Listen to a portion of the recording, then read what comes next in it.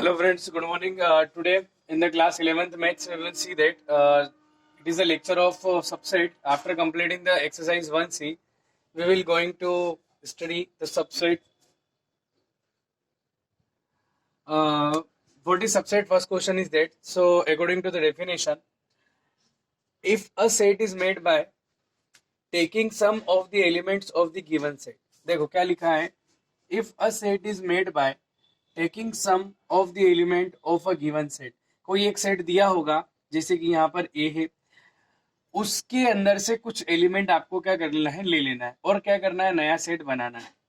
Then the newly made set is called the subset of the given set. बहुत simple definition है कि ये जो देखिए आपके पास ए है, कोई सेट जिसके एलिमेंट है 1 2 3 4 5, उसमें से कुछ एलिमेंट आपने क्या कर लिए, यहाँ पर ले लिए. जैसे कौन से ले लिए, 2 3 4 ले ली. आप सारे के सारे एलिमेंट भी ले सकते हैं यहाँ पर, ठीक है ना. ये सम एलिमेंट है और सारे एलिमेंट भी अपन क्या कर सकते हैं, ले सकते.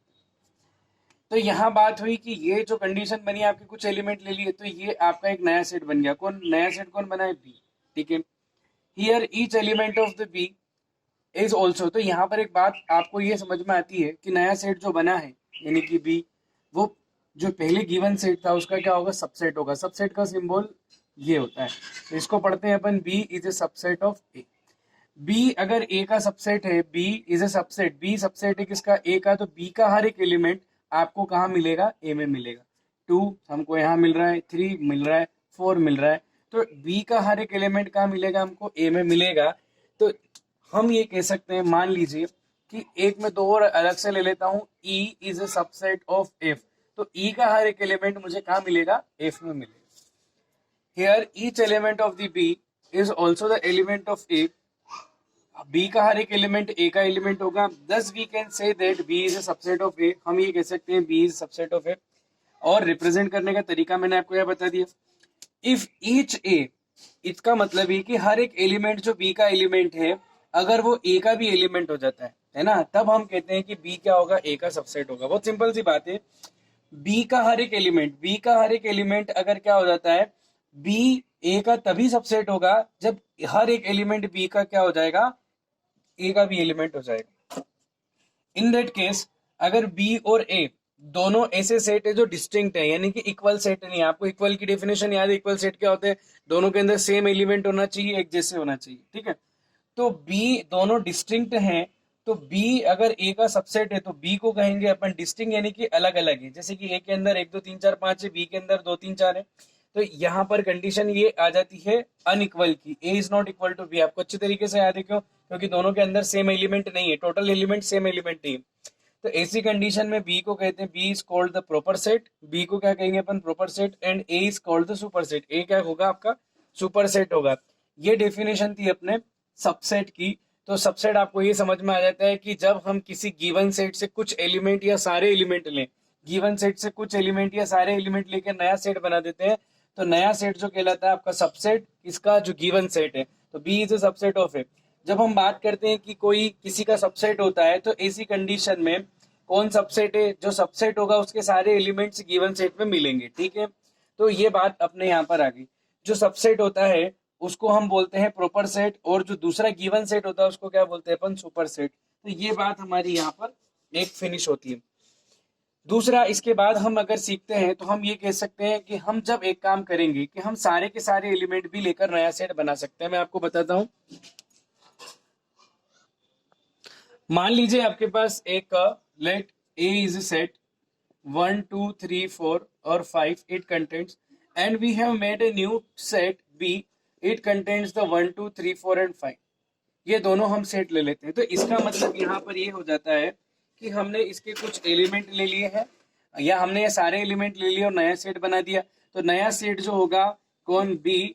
B is a subset of A. ये तो है ही, लेकिन यहाँ पर ऐसा भी हम कह सकते हैं कि ये भी तो हो सकता है कि हमने बी से सारे एलिमेंट यहाँ ले लिए और दोनों के सिमिलर जो एलिमेंट हो गए. तो ऐसी कंडीशन में ए जो हो जाएगा वो भी किसका सबसेट हो जाएगा, बी का. क्यों, क्योंकि ए का हर एक एलिमेंट का मिल रहा है बी में, और बी का हर एक एलिमेंट का मिल रहा है ए में. तो ऐसी कंडीशन जब आ जाती है कि B is a subset of A and A is a subset of B, if and only if A is equal to B. यानी कि ये दोनों कंडीशन तभी बन सकती है साथ में जब दोनों सेट कैसे होंगे, इक्वल सेट होंगे। या अगर दो सेट इक्वल हैं तो हम ये कह सकते हैं कि second set is the subset of the first set and first set is the subset of the second set. तो ये बात आपकी यहाँ पर खत्म होती है। तो आपको अच्छे से क्लियर समझ में आ गया। अब हम आगे बात करते हैं यहाँ पर कि फाई का क्या।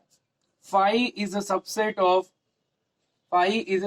Of all the sets. जितने भी सेट आपके होंगे फाई उन सबका क्या होगा, एक सबसेट होगा। क्यों होगा, क्योंकि फाई एक एम्प्टी सेट है, फाई के अंदर कोई एलिमेंट है नहीं। तो हम हो सकता है कि गिवन सेट के अंदर से कोई भी सेट, हमने क्या करा, मान लीजिए ए है, हमने एक नया सेट बना लिया सी जिसके अंदर हमने कोई एलिमेंट नहीं लिया, ठीक है।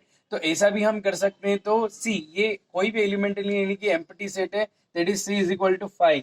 तो इसका मतलब ये हो गया कि फाइव जो है सबसेट हो गया। किसका सबसेट हो गया, ए का। हम ए की बात कर रहे थे। फाइव यहाँ पर अपन ये कह सकते हैं फाइव इज सबसेट ऑफ क्या हो गया, बी हो गया। तो इन दैट केस हम किसी सेट से, कोई भी सेट हमको जो दिया होगा उससे हम कोई एलिमेंट ले भी सकते हैं, और नहीं लेंगे तो इसका मतलब वो एम्प्टी सेट हो जाएगा। तो एम्प्टी सेट यानी कि हो जाएगा फाइव। तो फाइव क्या होता है, सबका सबसेट होता है। तो ये आपको यहाँ पर बात समझ में आनी चाहिए। दूसरी बात है, जब हम इक्वल सेट की कंडीशन देखते हैं तो इक्वल सेट की कंडीशन में मैंने आपको बताया कि A is a subset of B and B is a subset of A if and only if A is equal to B. ठीक है, ए और बी के इक्वल हो गया।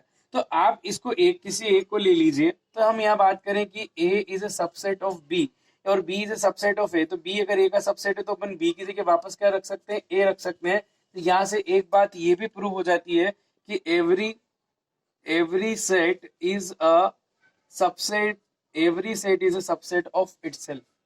कोई भी सेट जो होगा वो खुद का क्या हो सकता है, सबसेट भी हो सकता है। यानी कि हम वापस के वापस सारे एलिमेंट लेके भी क्या कर सकते हैं, नया वही सेट बना सकते हैं। तो ये चीज थी हमारी सबसेट की। अब हम चलते हैं इसके आगे। सबसेट के कुछ पॉइंट्स जो है, five is subset of all the sets, है ना, and A is subset of B and B is subset of A if and only if A is equal to B. if a and b both are distinct, both are different, then in that case b is called the proper set and a is called the superset. Okay, now the next topic is power set। next topic हमको पढ़ना है जो कि है power set का। Next topic आपका है power set. आइए पावर सेट को समझते हैं। पावर सेट क्या होता है, the collection of all the subset of any set A is called the power set. किसी सेट ए के, किसी भी सेट ए के जितने भी पॉसिबल सबसेट्स हैं, कोई भी सेट अगर आपका ए है उसके जितने भी पॉसिबल सबसेट हैं, तो सबसे पहले तो आपको ये ध्यान में आना चाहिए कि मान लीजिए आप एक एग्जांपल से ले लीजिए, समझिए। Let A is any set, it contains 1 2 the two element and all the possible subset, all subsets of A are, कौन कौन से होंगे मैं बता देता हूं आपको। सबसे पहले मैंने भी आपको इससे पहले वाले में पॉइंट नोट कराया था कि फाइव जो कि सबका सबसेट होता है, तो पहला तो होगा फाइव, ठीक है। दूसरा, मान लीजिए हमने केवल एक एलिमेंट लेकर नया सेट बना लिया, दैट इज 1, ये हो गया। फिर हम बात करते हैं, मान लीजिए हमने दूसरा ऐसा सेट बना लिया, ये भी हम कर सकते हैं जिसमें केवल हम 2 लें। और एक और हमारे पास हो गया कौन सा, 1 और 2। हो सकता है कि हम ये दोनों एलिमेंट लेके वापस से नया सेट बना लें। तो टोटल सबसेट कितने बनते हैं, 1 2 3 और 4। फर्स्ट 5 किस हर एक का होता है। फिर हम एक एलिमेंट लेके बना सकते हैं, चाहे हम 1 लें चाहे हम 2 लें। और एक और क्या होता है कि हम इन दोनों को लेके भी तो नया सेट बना सकते हैं, क्योंकि मैंने अभी आपको सेकंड पॉइंट में इससे पहले लिखाया था कि A set is subset of itself. तो यहाँ पर नया एक सेट और तैयार हो सकता है ना, ऐसा ही। तो यहाँ आपको पावर सेट बताना है। पावर सेट क्या होता है, अकॉर्डिंग टू डेफिनेशन, जब किसी सेट के सारे सबसेट हम पता कर लेते हैं तो उन सारे सबसेट का, किसी सेट के सारे सबसेट्स का जो कलेक्शन होता है, समझ में आ रही है, किसी सेट के सारे सबसेट का जो कलेक्शन होता है वो कहलाता है पावर सेट। किसी सेट के सारे सबसेट्स का जो सेट होता है, सारे सबसेट्स का क्या होता है, सेट होता है। ये इसके ये सारे सेट में लिख दो, तो ये क्या बन जाएगा, पावर सेट बन जाएगा। 1, ये हो गया आपका 2, ये हो गया आपका 1 and 2 एंड दैट इज, ये आपका हो गया PA, that is called power set. अब पावर सेट में एलिमेंट निकालना है, एलिमेंट इन पावर सेट, तो डिनोट करते हैं एनपीए। एनपीए का मतलब होता है number of element in A power set. How many element in this power set? That is 4। इसके अंदर कितने हैं? 4 आपको दिए गए हैं। कौन कौन से? ये 1 2 3 4, ये आपको काउंट करके यहाँ क्या करना है? लिख देना है। ये हमारे पास कितना हो गया? 4 हो गया। ठीक है, अभी हम बात करेंगे इसके। अब यहाँ पर ये तो हो गया आपका पावर सेट।